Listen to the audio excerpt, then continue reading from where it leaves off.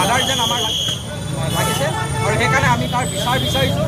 আমি প্ৰশাসনৰ মানুহ আহিছে, আমি প্ৰশাসনৰ মানুহকো কৈছোঁ, আমি পথ অৱৰোধ কৰিছোঁ। পথ অৱৰোধ কৰি আমি প্ৰশাসনৰ মানুহৰ মতে আমি ৰাস্তাটো ক্লিয়াৰ কৰি দিছোঁ। কিন্তু আমাৰ যোনটো বিচাৰ এতিয়ালৈকে তেওঁলোকে তাত যেতিয়া ল'ৰাটো ডেড বডি ৰিকভাৰ কৰিছে তেতিয়া তেওঁলোকৰ আপোনাৰ ল'ৰাটো বাইকখন পালে, ল'ৰাটো পালে, কিন্তু এই মোবাইলটো তাতে ওপৰতে পৰি থাকিলে, কিন্তু পুলিচে এই মোবাইলটো দেখি নাপালে।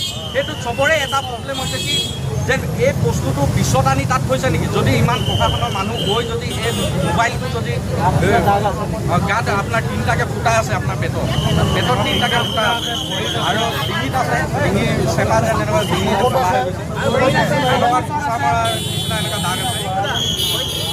ল'ৰাটো শংকৰ পাছোৱান, এনেই আমি ইয়াতে চেনাই বুলি কওঁ। তাৰ ব্ৰইলাৰ দোকান তাতে সি ব্ৰইলাৰ দোকান আৰু ল'ৰাটোৰ ঘৰত কোনো নাই।